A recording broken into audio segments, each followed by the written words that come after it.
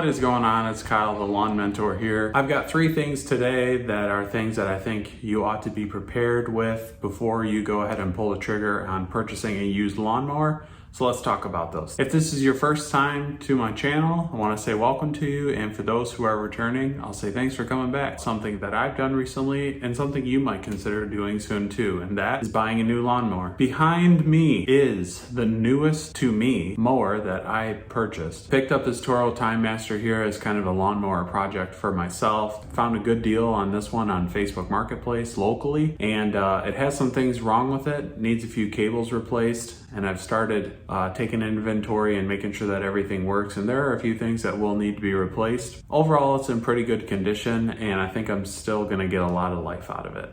So today I wanted to talk to you about the things that I thought about when looking for a unit like this, the questions that I asked myself and maybe even the seller about the lawnmower, and things that you should look out for when you're going to check out that used lawnmower that you might want to buy secondhand. Number 1 is know your numbers. I don't only necessarily mean price. That's definitely one thing you want to keep in mind and want to research ahead of deciding to either engage in a sale of a used lawnmower or not. You want to be asking yourself, how much do these lawnmowers go for used on average? Am I going to be paying over average? Are those lawnmowers that are on the marketplace nowadays in perfect working condition? Do they have something wrong with them? And once you've done that research and you get informed about what the market is like for these lawnmowers, I think you should pick a number in your head what you would be willing to spend at your top end of your budget for a lawnmower that's in whatever kind of condition that you're looking at. When it comes to picking out that number, some of the things you might want to consider are whether the lawnmower needs any work to it. This lawnmower, for instance, didn't come with the side discharge chute, so that's something that I'm either going to have to live without or purchase myself. And looking up the cost of those parts and understanding what the cost of those replacement parts is going to be is a big factor in picking that number. So know your numbers, know how much money you're gonna have to put into the lawnmower to get it into a condition that you're satisfied with, know how much they go for used in the marketplace, and pick a number in your head and make sure that you stick to your budget. Number 2 is know your mower history. And I'm not necessarily talking about the history of the model that you're purchasing, but the actual unit that you're purchasing. Talk to the owner about any services that they've had performed on it: oil changes, filter changes, fuel or air, spark plug changes, blade maintenance. Talk to them about those kinds of basic maintenance things and if they've been doing them or if they haven't. One question that I like to ask people with larger units like this is if the lawnmower was used commercially or residentially. If the lawnmower was only used in a residential setting, you can pretty well assume that the hours that the lawnmower has been running are probably much lower than a commercial lawnmower. Another question that I like to ask related to the history of the mower is,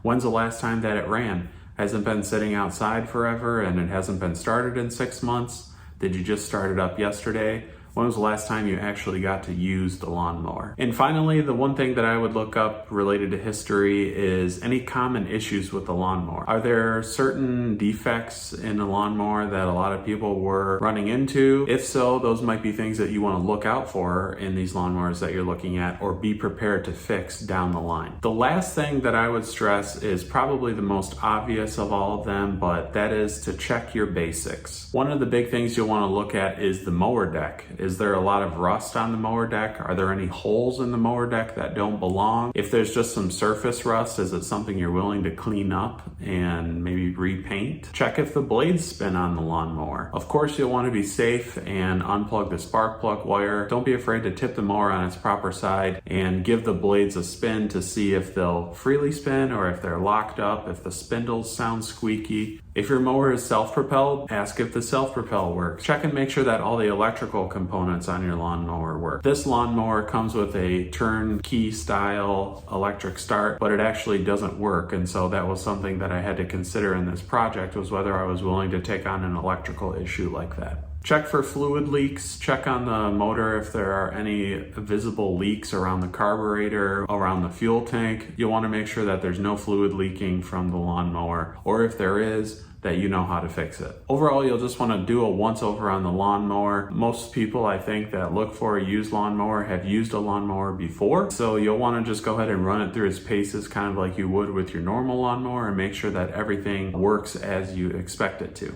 Along those lines, one tip that you can be cognizant of is the temperature of the engine on the lawnmower when you arrive. Sometimes people have lawnmowers that have issues with them that cause them to not start easily, and before you get there, they might squirt a lot of starter fluid in the intake, try to get the lawnmower running before you get there so that when you come to start the lawnmower and make sure that it runs, that it starts on the first pull. If you walk up to that lawnmower and the engine is hot, that's probably a good sign that the person was actually running the lawnmower before you got there. Ideally, you should be able to walk up to the lawnmower and the engine be cold, and after a pull or two of the pull cord, you should be able to start the lawnmower freely. So those are the couple tips that I've got for you guys. They're sure not all encompassing. There sure is a lot that can go into taking a look at a used lawnmower, but those are some of the important things that I look at when I'm taking on a new project or not. I do have this project here that needs some cables replaced, some basic maintenance, and overall just a good cleaning as well, but I think it's going to be a great lawnmower. I'm excited to have a Timemaster. If you guys have any questions about how the sale process went or what other criteria I might have used to select this unit or things that I've learned about it, I'd love to hear from you guys in the comments. If you haven't subscribed to the channel and you'd like more tips like this, feel free to subscribe, and to those of you who already have,